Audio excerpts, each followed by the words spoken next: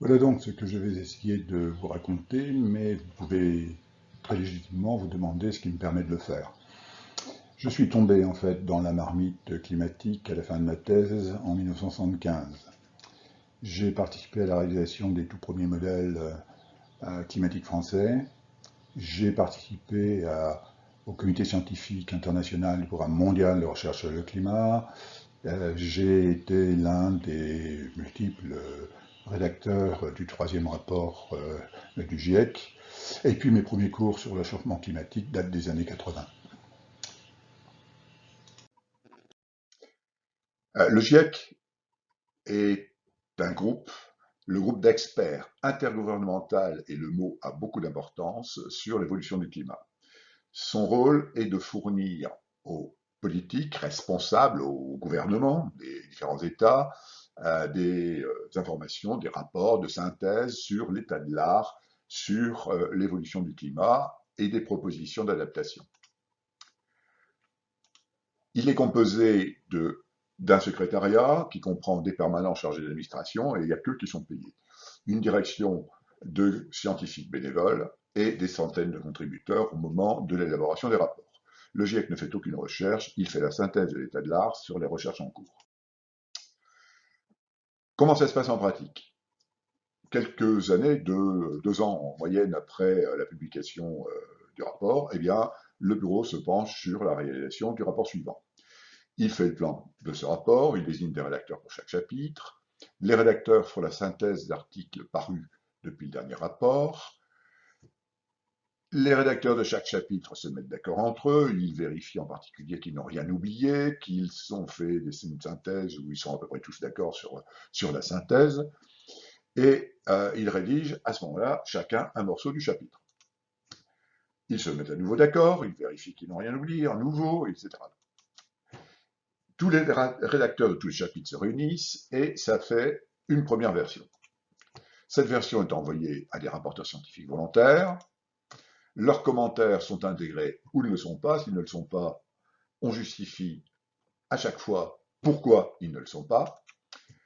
Cette version est ensuite envoyée aux rapporteurs désignés par le gouvernement. Leurs commentaires sont intégrés ou pas, même chose. Ça fournit une troisième version.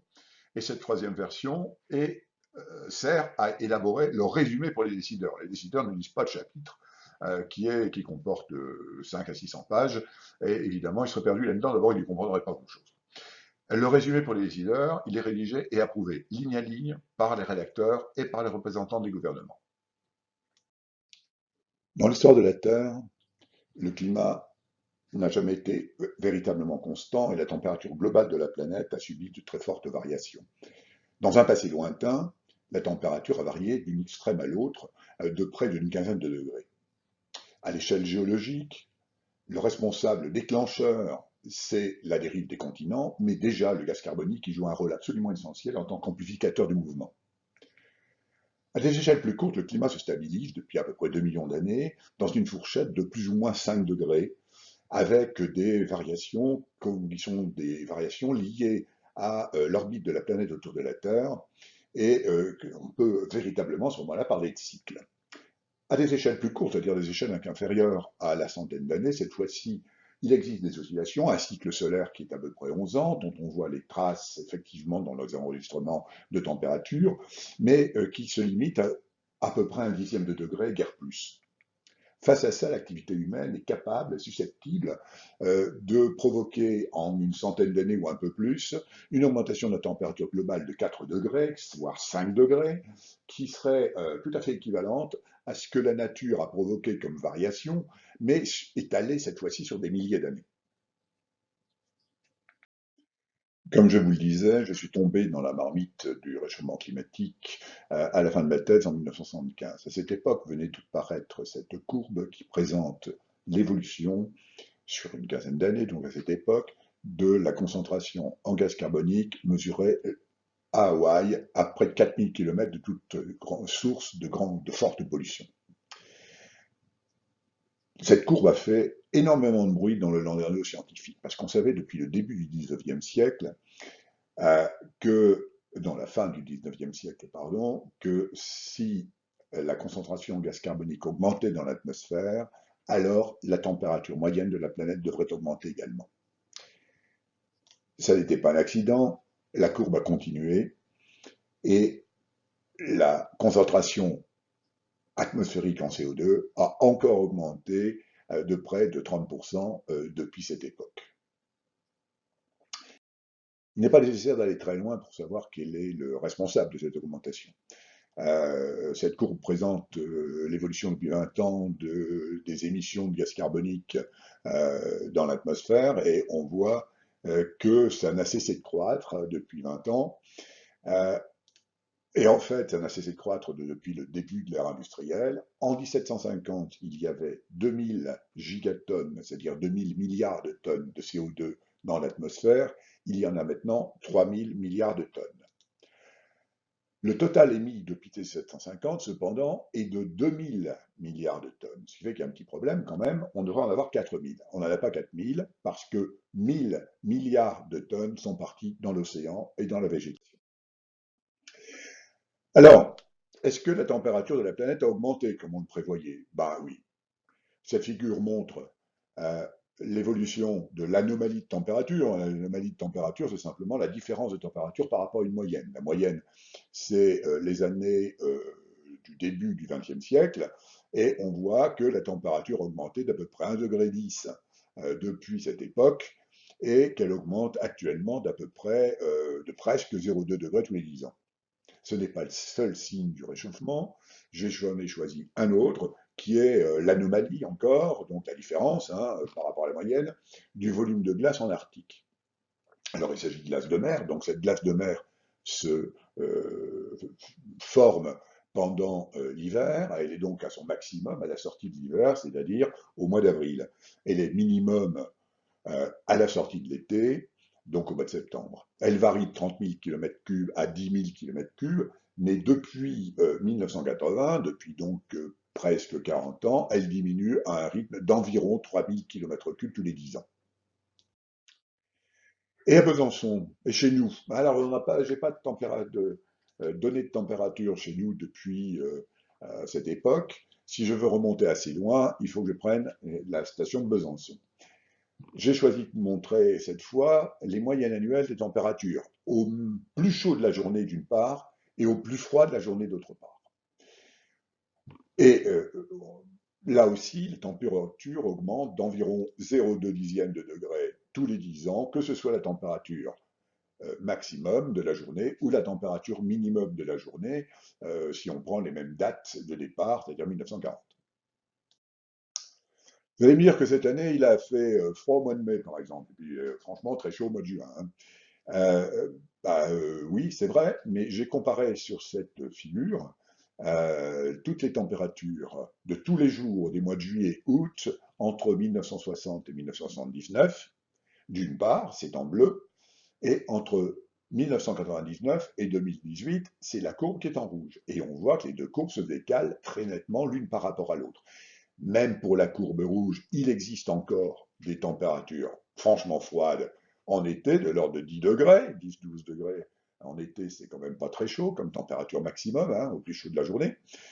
Mais les températures les plus élevées, elles, ont sérieusement augmenté également. En particulier, en mois de juin, apparemment, on a, alors qu'on n'est même pas encore à la période la plus chaude de l'année, on a cette année une température qui est franchement très très élevée.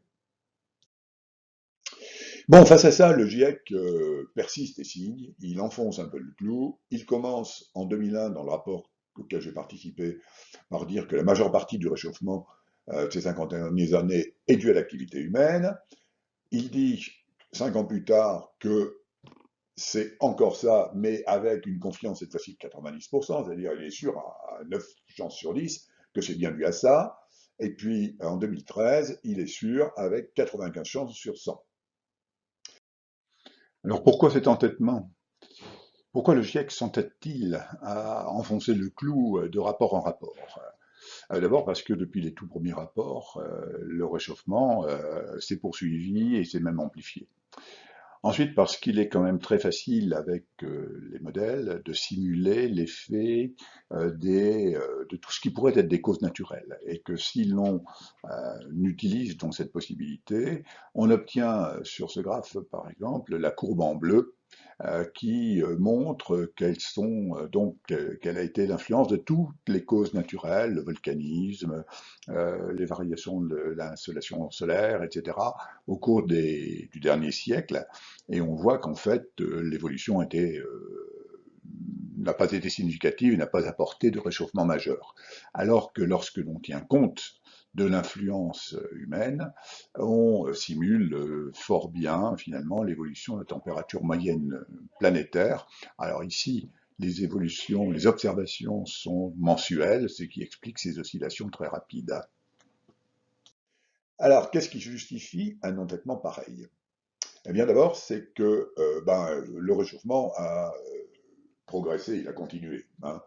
Et puis, on dispose d'une théorie très solide, une théorie qui date, je vous le disais, de la fin du 19e siècle, et qui est très très largement validée parce que 2 fois par jour, hein, toutes les 12 heures, il y a des lancers de ballons-sondes qui mesurent le profil de température de l'atmosphère, c'est-à-dire la température en fonction de l'altitude, et en même temps, ils passent au-dessus de ces endroits des satellites qui mesurent eux aussi le profil de température. On peut comparer les deux, et c'est en parfait accord. Et puis, c'est très utile à la qualité de la prévision météorologique, comme on peut le constater dans l'hémisphère sud par exemple, où la qualité de la prévision météo s'écroule littéralement lorsque l'on abandonne les données satellites.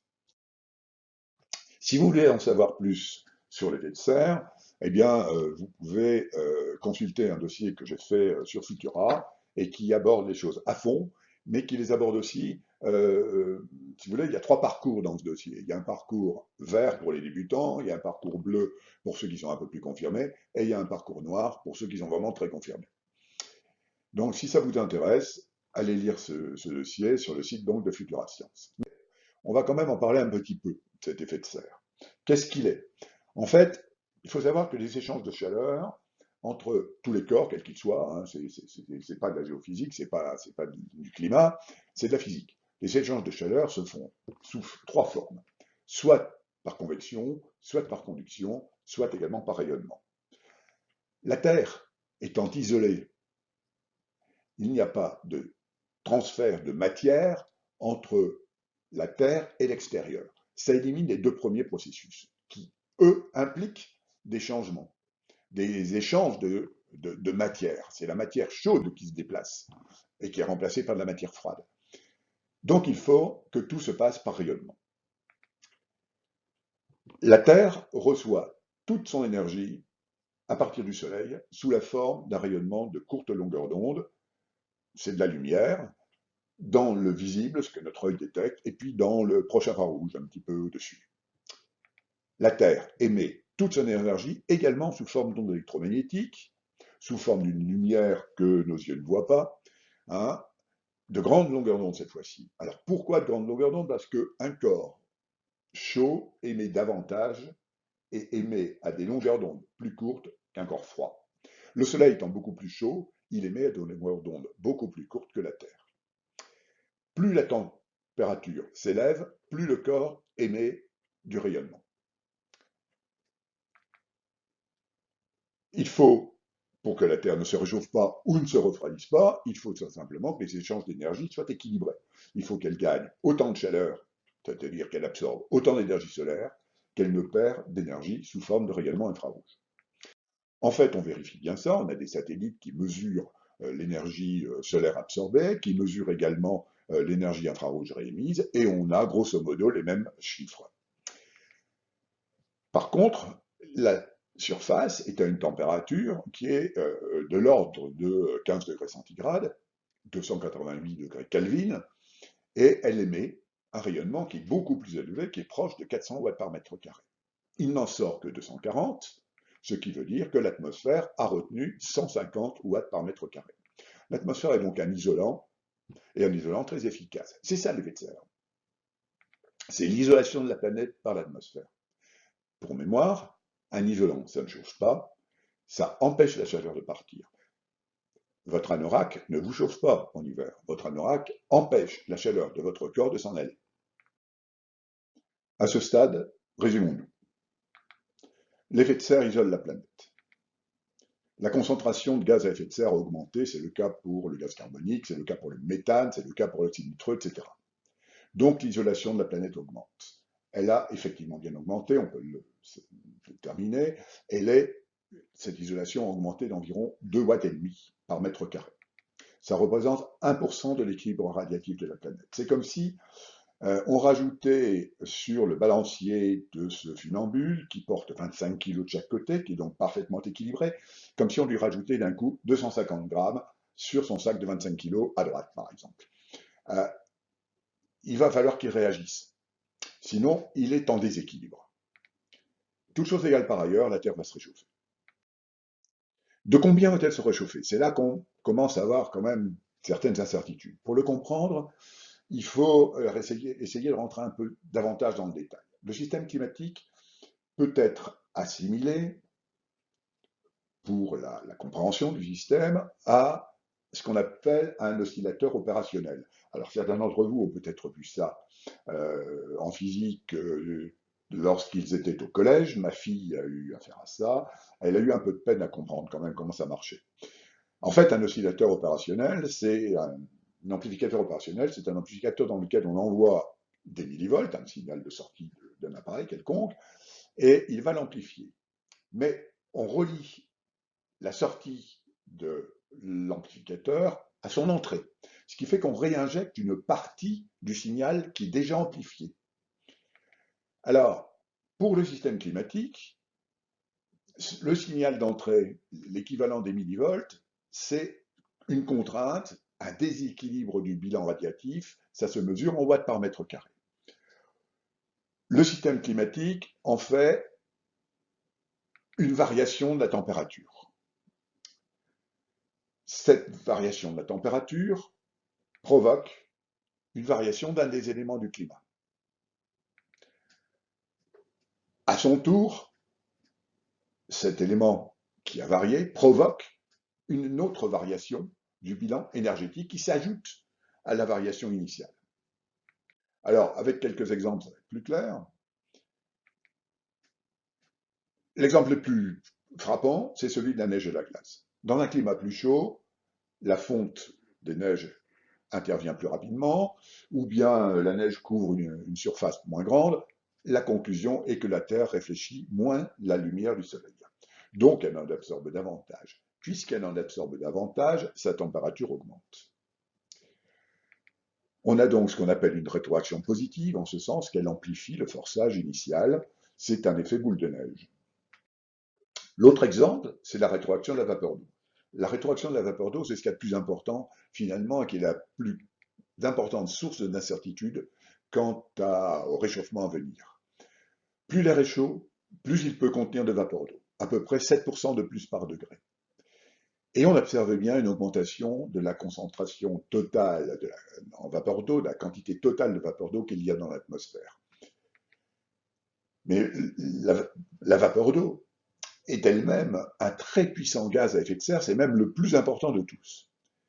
Puisqu'on augmente la quantité de vapeur d'eau, c'est comme pour le gaz carbonique, on augmente donc l'effet de serre de la vapeur d'eau.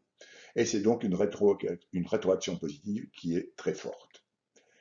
Une autre rétroaction, c'est celle du CO2, justement, parce qu'en fait, on a vu que les océans avaient absorbé une quantité importante des émissions de gaz carbonique, mais plus l'océan est chaud, moins il absorbe le gaz carbonique. Et c'est encore une rétroaction positive, c'est-à-dire une rétroaction qui amplifie encore le signal de départ. On cherche encore en fait la rétroaction négative qui stabiliserait. Il y en a une quand même, c'est celle de l'équilibre radiatif dont je vous parlais tout à l'heure.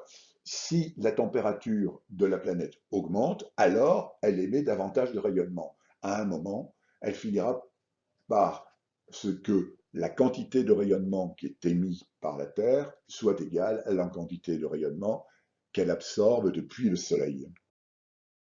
L'autre question évidemment fondamentale, c'est la vitesse du réchauffement.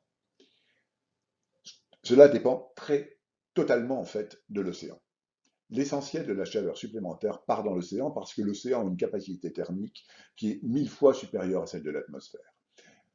Cette chaleur donc part dans l'océan et elle est transportée parce que l'océan n'est pas statique, il est dynamique, il y a des courants dans l'océan, il y a même une circulation qu'on appelle la circulation thermohaline qui concerne la totalité de l'océan et qui s'effectue pendant des siècles en fait. Autre question, pourquoi la température n'augmente-t-elle pas de façon régulière? L'essentiel de la variabilité d'une année sur l'autre est en fait dû à El Niño. Vous avez tous entendu parler d'El Niño, c'est un effet de bascule qui ramène des eaux chaudes à la surface de l'océan intertropical. Sur cette courbe, j'ai marqué toutes les années El Niño en rouge, et ce sont bien des pics de chaleur, de réchauffement, alors que toutes les années La Niña sont plutôt des valeurs inférieures dans l'évolution du réchauffement général. La plus grande partie donc de la variabilité est due à l'ENSO. À quoi s'attendre? Niels Bohr, qui fut le prix Nobel, disait quelque chose qui aurait pu être attribué à Pierre Lac, c'est que la prévision est un art difficile quand il s'agit du futur. Comme on va s'occuper du futur, on rentre dans un monde assez compliqué.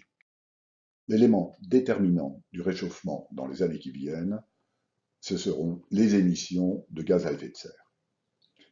Cette figure tente de résumer la situation. La partie colorée de cette figure, ça représente l'enveloppe des prévisions des différents modèles en fonction de la quantité de gaz carbonique qui aura été émis dans l'atmosphère depuis 1870. En haut, l'échelle est en gigatonnes, c'est-à-dire en milliards de tonnes de gaz carbonique. En bas est en milliards de tonnes de carbone. On préfère utiliser le carbone parce que lorsque le pétrole, le charbon, le gaz sont sous terre, ils sont sous forme de pétrole. Ils deviendront du CO2 que lorsqu'on les brûlera. Mais entre les deux, la relation est simple, 44/12. Les courbes en pointillés, la bleue marine, la bleu ciel, la rouge, là, représentent les différents scénarios qui sont adoptés par le GIEC et qui représentent pour le bleu marine, par exemple, un scénario très, très, très économe, celui qui nous permettrait en fait de rester en dessous de 2 degrés. Et puis le scénario rouge, c'est celui de ce qu'on appellera le business as usual, c'est-à-dire en fait on ne fait aucun effort. En 2018, le total cumulé des émissions s'élevait à un peu moins de 2200 milliards de tonnes de CO2, soit à peu près 600 milliards de tonnes de carbone. Les réserves prouvées sont de l'ordre de 1000 milliards de tonnes de carbone sous forme de charbon, essentiellement d'ailleurs de charbon. Si on les brûle, cela donnera 3600 milliards de tonnes de gaz carbonique. Supposons qu'on brûle tout cela. Dans ce cas, ma droite bleue, là, mon segment de droite bleue, coupe les enveloppes et je peux en déterminer le réchauffement correspondant. Il sera compris entre 3 et 4 degrés. Et les trajectoires correspondantes, les scénarios correspondants sont les scénarios plutôt les plus élevés. Sont quand même aussi les plus probables. D'autant qu'il reste probablement plus que 1000 gigatonnes de carbone sous terre dans la mesure où on continue à découvrir des réserves. Donc, il faut attendre un réchauffement de l'ordre de 3 à 4 degrés de plus qu'en 1900, soit environ 2 ou 3 degrés de plus que maintenant. Si on désire limiter le réchauffement à 2 degrés, eh bien, on voit qu'il faut s'arrêter très bientôt, finalement, d'émettre du gaz carbonique. Pour la valeur centrale de la prévision, eh bien, il resterait une vingtaine d'années au taux des émissions de 2018. Pour la valeur la plus optimiste, celle où le climat serait le moins sensible possible aux émissions de CO2, il nous resterait une quarantaine d'années. Bon, bah justement, la COP 21 a eu un résultat positif, c'est-à-dire que les gouvernements se sont engagés à réduire leurs émissions de gaz à effet de serre. Ils se sont engagés suivant quelque chose qui correspond ici à la courbe en rouge. Pour maintenir les le réchauffement en dessous de 2 degrés, il faudrait suivre la courbe en vert. Alors c'est la courbe des émissions de gaz carbonique, comme celle dont on vient de parler. Les engagements nous conduisent, si on ne fait rien d'ici 5 ans, à un réchauffement qui va être de l'ordre de 3,5 degrés. Si on ne prend aucune action, c'est-à-dire si on reste sur le business as usual, il faut s'attendre à 4 à 5 degrés de réchauffement à la fin du siècle. Est-ce que on va pouvoir suivre la trajectoire qui nous mène en dessous de 2 degrés? Ça ne va pas être simple, parce que cette figure donne une idée de ce qui s'est passé en fait. Entre 1950 et 2010, la population a été multipliée par 3. Le produit mondial brut a été multiplié par 10, mais la consommation d'énergie a aussi été multipliée par 10. C'est-à-dire qu'on est complètement addict aux énergies fossiles. Donc s'en passer va être extrêmement difficile. Tout le développement que nous le connaissons parce que l'énergie n'est pas chère. Bon, on va essayer de passer maintenant à ce qui va arriver à Pontarlier dans 20 ans, au milieu du siècle ou à la fin du siècle. Alors, la température annuelle à Pontarlier actuellement est de l'ordre de 7,5 degrés. Dans 20 ans, quoi qu'on fasse, c'est dans les tuyaux, la température va augmenter encore d'à peu près 1,5 degré et on sera aux environs de 8,5 ou à 9 degrés. Au milieu du siècle, ça commence à dépendre des scénarios. Et vers la fin du siècle, on voit que pour le scénario le plus pessimiste, la température moyenne à Pontarlier pourra atteindre 12 degrés. 10 degrés, c'est la température moyenne annuelle de Dijon. 12 degrés, c'est celle de Valence. On est aussi intéressé, bien sûr, par les températures les plus chaudes. Les températures les plus chaudes, actuellement, la moyenne des 10% des températures les plus chaudes est de l'ordre de 24 degrés 6. Dans 20 ans, ça sera à peu près 2 degrés de plus. Vers la fin du siècle, on pourrait dépasser 31 degrés, suivant le scénario pessimiste, ou 27, suivant le scénario le plus économe. Les nuits tropicales, c'est-à-dire des nuits où la température ne descend pas en dessous de 20 degrés centigrades. Actuellement, il y en a très peu, pratiquement zéro, en moyenne annuelle. Vers le milieu du siècle, avec le scénario pessimiste, il commencera à en avoir de façon régulière. Pas beaucoup, 2 à peu près par an. Vers la fin du siècle, on pourrait en trouver une douzaine. La température en moyenne en hiver nous intéresse, on est dans un pays froid, elle est actuellement de 0,25 degrés. Elle pourrait atteindre 5 degrés à la fin du siècle avec le scénario pessimiste. Les 10% les plus froids, c'est moins 8. Ça va bien sûr augmenter, et dans le scénario le plus pessimiste, on sera juste un petit peu en dessous de 0. Les jours de gel. Alors le nombre de jours de gel va diminuer assez sérieusement. Actuellement, il y a à peu près 110 jours de gel par an. Il faut s'attendre à ce que, sous le scénario pessimiste, on soit en dessous de 60 jours, en dessous de la moitié, quoi, quasiment. Les jours sans dégel, actuellement, il y en a une trentaine, c'est-à-dire la température maximum de la journée est inférieure à 0 degré. Il y a actuellement une trentaine de jours par an qui sont comme ça. À la fin du siècle, il faut s'attendre à ce qu'il n'y en ait plus que 20 suivant le scénario économe et relativement optimiste, 10 suivant le scénario le plus pessimiste.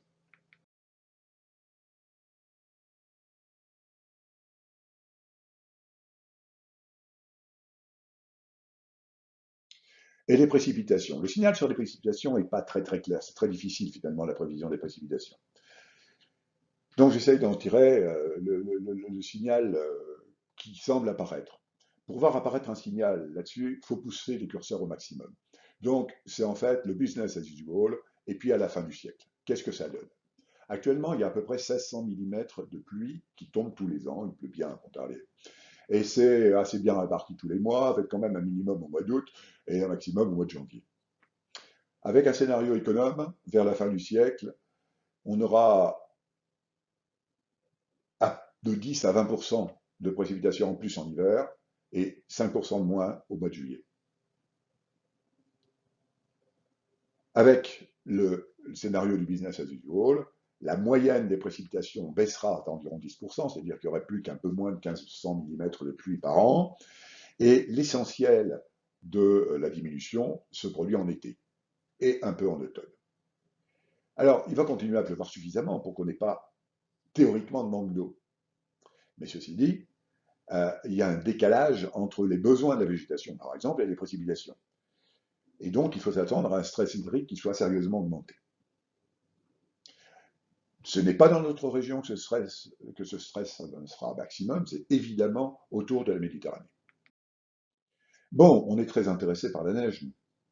Alors, je n'ai pas d'informations précises sur la neige à Pontarlier ou sur la neige à Métapier. J'ai des informations très précises en ce qui concerne le col de Porte, qui est un point où se situe le centre de recherche de la neige qui dépend de Météo France. Évidemment, on y mesure la température et on y mesure la neige accumulée tous les jours. C'est dans le col de dans la Chartreuse. On observe une diminution de la quantité de neige d'environ 13 cm tous les 10 ans, accompagné par un réchauffement d'environ 0,3 degrés tous les 10 ans. Et il est intéressant quand même de noter en comparaison qu'à Pontarlier, on s'attend à avoir entre 1 degré et 1,5 degré de plus d'ici une vingtaine d'années. Si on fait une règle de 3, il ne va pas rester beaucoup de neige à Pontarlier. Bon, on peut aller au-delà parce qu'on sait qu'on peut utiliser, en tout cas à Métabier, de la neige de culture. Alors, là non plus, il n'y a pas eu de travaux spécifiques, évidemment, sur le Jura, et encore moins sur Métabier, mais on dispose de travaux assez fouillés sur la fiabilité des stations de sport d'hiver dans les Alpes et dans les Pyrénées.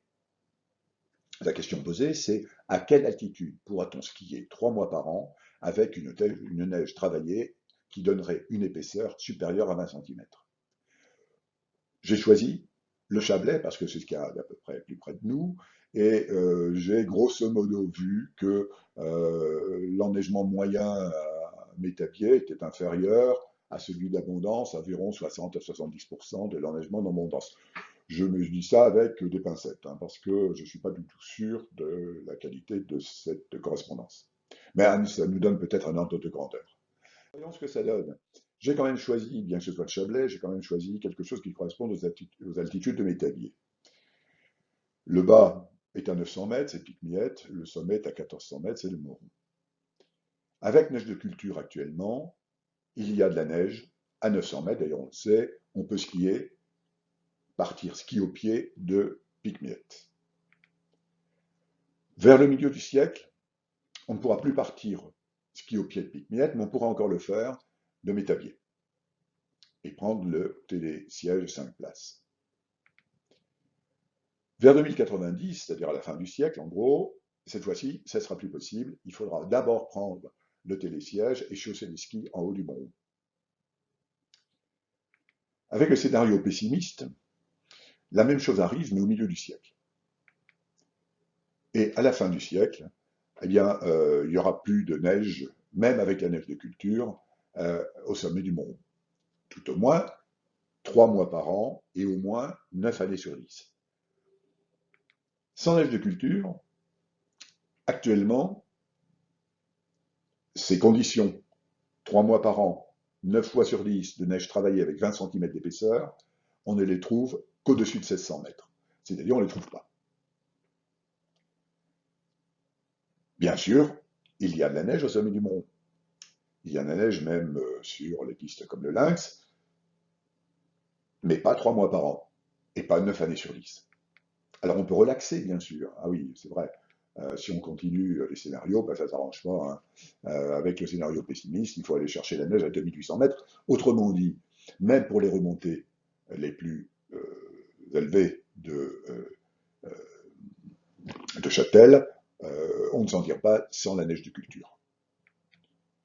Si on relaxe l'exigence d'avoir ces conditions remplies 9 années sur 10, mais qu'on se contente de 7 années sur 10, alors, même avec le scénario pessimiste, on pourra avoir de la neige grâce à la neige de culture au sommet du Mont.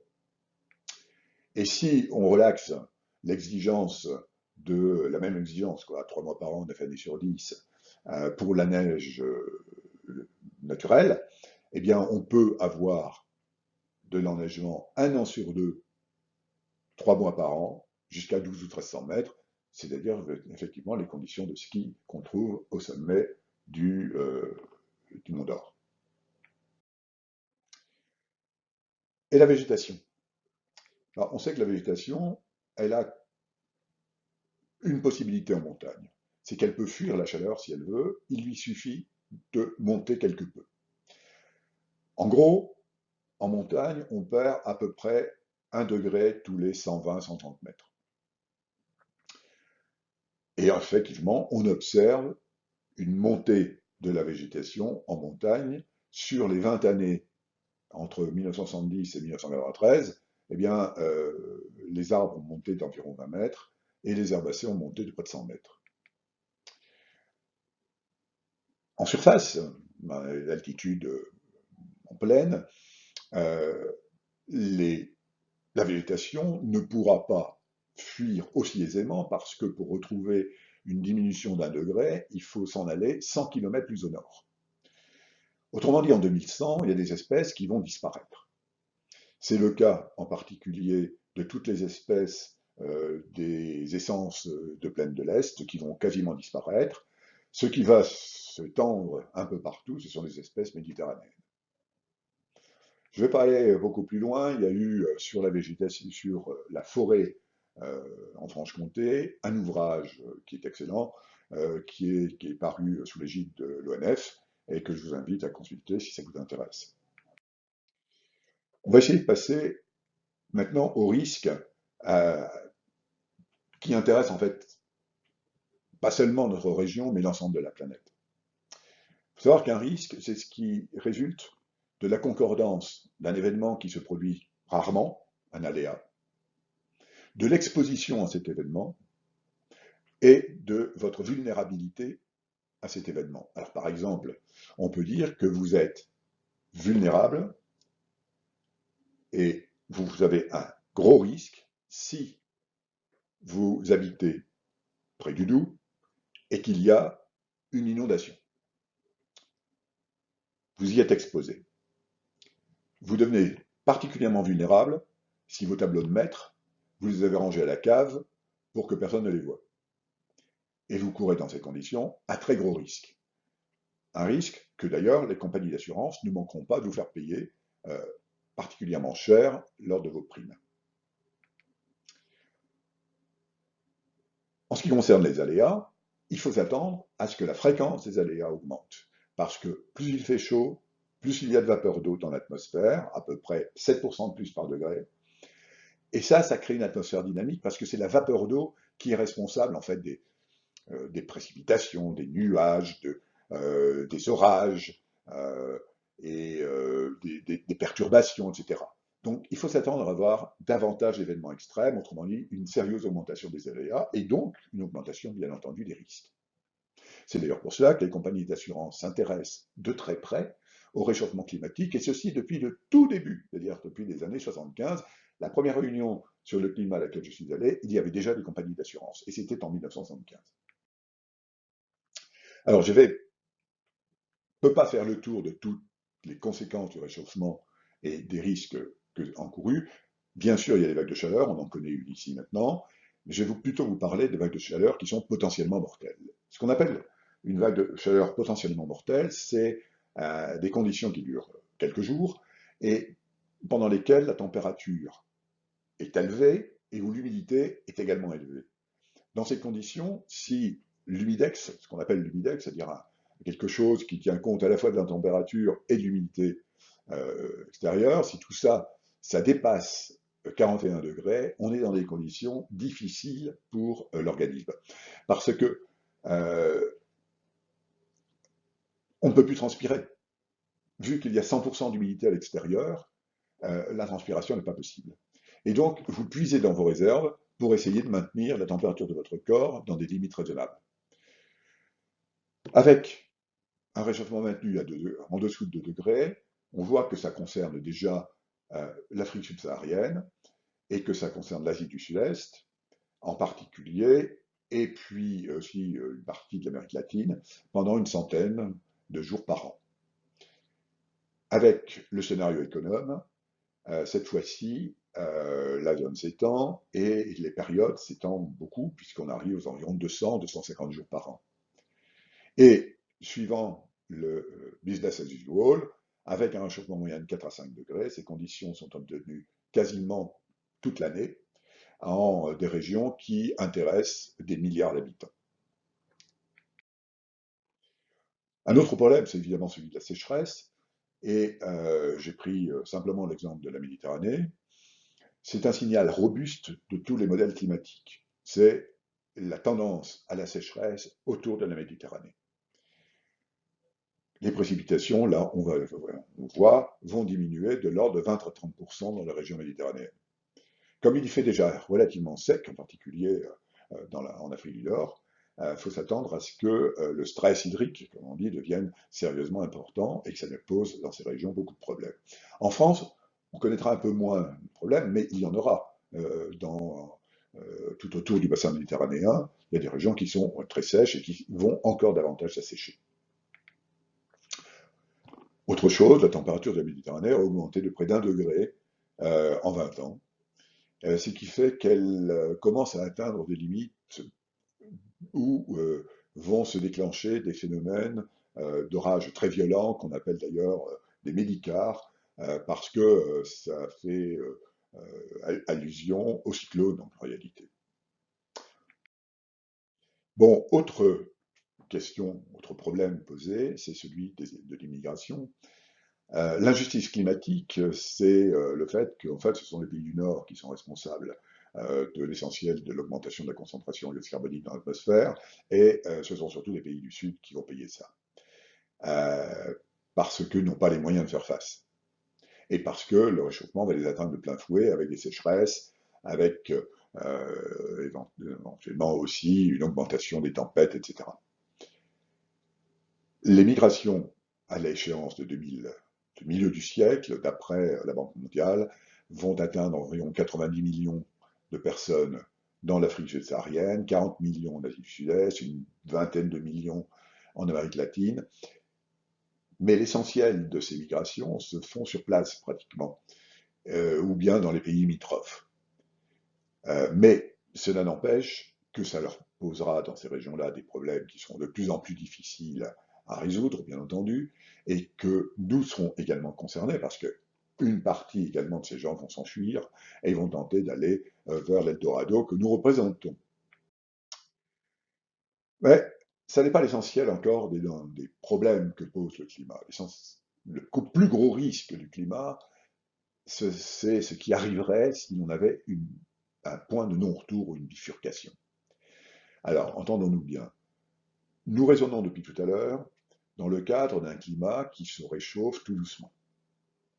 On impose une contrainte, un forçage radiatif, une augmentation de la teneur en gaz carbonique. Tout cela, ça fait qu'il fait un peu plus chaud et qu'on se dirige progressivement vers ces 4 à 5 degrés d'augmentation éventuelle.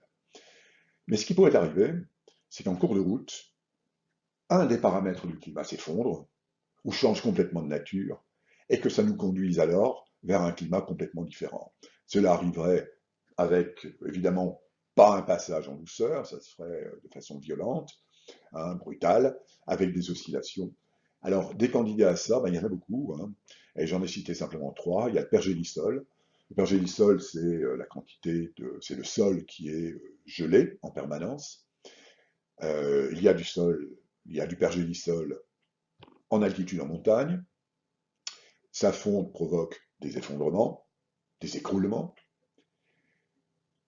Il y en a aussi beaucoup, évidemment, aux hautes latitudes. Le pergélisol contient une quantité de carbone qui est de l'ordre de 160 milliards de gigatonnes. 160 milliards de tonnes.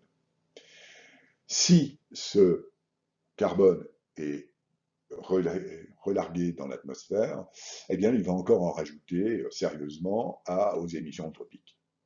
C'est donc une rétroaction positive très forte, violente, qui peut provoquer effectivement ce genre de changement.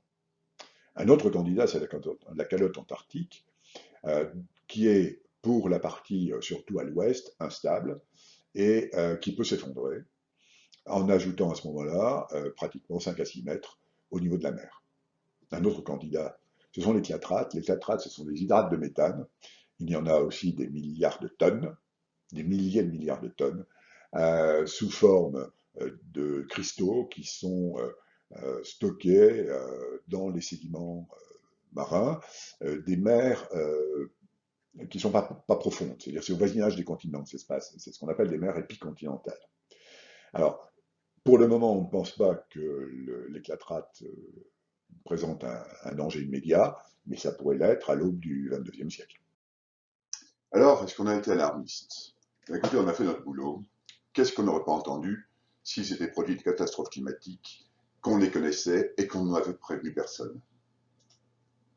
Alors, le réchauffement, il est inéluctable, il va falloir s'y adapter. S'y adapter, ça veut dire qu'il va falloir en tenir compte dans tout ce qui est projection sur l'avenir de nos activités. C'est vrai pour toutes les infrastructures, c'est vrai pour l'urbanisation, pour la santé, c'est vrai pour l'agriculture, etc. Il faut également en tenir compte au niveau le plus proche possible. En particulier, il faut le décliner au niveau régional. Et ça, c'est quelque chose qui a lieu actuellement, qui commence à se mettre en forme, avec en particulier un programme en Aquitaine, où on a décliné une sorte de GIEC à l'échelle de la région Aquitaine. La même chose a eu lieu en région Nord-Pas-de-Calais, et j'ai présidé ce programme-là, et je l'ai un peu saumâtre parce que il y a eu un changement de majorité en région Nord-Pas-de-Calais, et Xavier Bertrand, ça ne l'intéresse pas. Il est donc passé à autre chose. Et alors, ironie du sort, c'est qu'il sort actuellement un rapport du Sénat qui préconise l'extension à toutes les régions françaises de ces programmes. Et puis je vais terminer en remettant le réchauffement dans son contexte. J'ai l'habitude de dire que s'il n'y avait que le réchauffement, ma foi, on s'en tirerait relativement sans trop de dégâts. Le problème, c'est qu'on va rencontrer, particulièrement dans la deuxième moitié du siècle, un tas de problèmes qui vont se conjuguer, qui vont en quelque sorte faire une convergence des crises. Alors, le premier problème est démographique, il entraîne un peu tous les autres d'ailleurs, c'est que sur la planète, il y aura 10 milliards d'habitants en 2050, on est à 7 milliards et demi actuellement, il y en aura probablement 11 milliards en 2100, et puis le problème est encore plus fort en Afrique, où pour les 800 millions d'habitants qu'il y avait en 2000, il faut s'attendre à 2 milliards, 2 milliards et demi aux environs du milieu du siècle, et peut-être même à 4 milliards à la fin du siècle. Alors les 2 milliards, ils sont pratiquement certains, parce que la population d'Afrique est très jeune, et que lorsque les enfants naissent, les parents ne meurent pas, et que donc on rajoute systématiquement les enfants à la population déjà existante. Autre problème que nous connaissons bien, c'est celui de la mondialisation, c'est celui des inégalités. Grâce à la mondialisation, les inégalités entre pays ont tendance à diminuer, c'est-à-dire les pays pauvres s'enrichissent ou sont moins pauvres. Mais à l'intérieur même des pays, par contre, les inégalités croissent, c'est-à-dire qu'en fait, la mondialisation a permis l'enrichissement d'une classe moyenne, qu'on appelle moyenne, plus ou moins, et qui en a profité. En règle générale, enfin, dans pratiquement tous les pays, il y a une certaine sorte de convergence vers le fait que 10% les plus riches possèdent la même chose que 50% les plus pauvres. L'autre problème qui nous pend au nez, c'est celui de l'énergie, parce que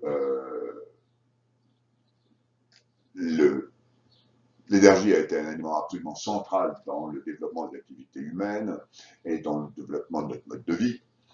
Or, les réserves sont finies. Dans un monde fini, il ne faut pas s'attendre à ce que quoi que ce soit infini. Et en particulier, le pétrole, il n'y en a plus pour très longtemps. Il y en a pour 10, 20 ans, 30 ans peut-être. Il y a plus davantage de charbon. Mais c'est également fini. Et je vous ai parlé tout à l'heure de réserve prouvée de 1000 gigatonnes. 1000 gigatonnes, c'est au taux auquel on consomme actuellement les réserves fossiles. Ça ne nous met pas au-delà du siècle. Donc les problèmes énergétiques, on risque de les rencontrer dès le milieu du siècle, au moment où on va avoir d'autres crises et on aurait bien besoin d'énergie pour les résoudre. En même temps, il y a concentration de la population dans les villes. Il y aura 70% de la population mondiale dans les villes en 2050. Les problèmes de pollution qui correspondent bien sûr. La ressource en eau qui se fait rare parce qu'il va y avoir un changement dans le régime des précipitations, mais qui se fait rare aussi parce que les glaciers fondent, et ça va concerner, vers la fin du siècle, ça commencera à concerner toute la population de l'Asie du Sud-Est, c'est-à-dire toutes celles qu'arrose l'Himalaya, les glaciers de l'Himalaya. Plus proche de nous, c'est l'Amérique latine, et en particulier, il risque d'y avoir un gros problème pour l'approvisionnement en eau de la Paz, par exemple. Les sols se dégradent à vitesse en V. Selon la FAO, 33% des sols sont actuellement dégradés de façon sérieuse. Vous êtes au courant du problème de la biodiversité. L'équivalent du GIEC pour la biodiversité, c'est l'IPBES, qui vient de lancer un cri d'alarme à propos d'1 million d'espèces en danger. Et puis, bien sûr, par-dessus tout ça, il y a le climat. Alors, n'en jetez plus. Nos petits-enfants vont avoir pas mal de problèmes à régler ou à essayer de régler. Évidemment, le gros risque sont les crises géopolitiques, ce qui est un beau gentil pour parler de guerre. Elles peuvent être mondiales, ou bien elles peuvent être régionales, bien entendu. En conclusion provisoire, eh bien, le monde change et il n'est plus question de dire que c'est cyclique. Il va falloir s'y adapter, et s'y adapter, ça ne veut pas dire qu'on peut choisir les solutions les plus simples. Il faut accepter de se coltiner la complexité, et donc de faire face à un ensemble de problèmes et aux problèmes qui jailliront de l'ensemble de ces problèmes. Voilà, merci de votre attention. Et maintenant, on peut discuter, bien sûr, des solutions possibles ou de ce qu'il faut faire dans l'immédiat.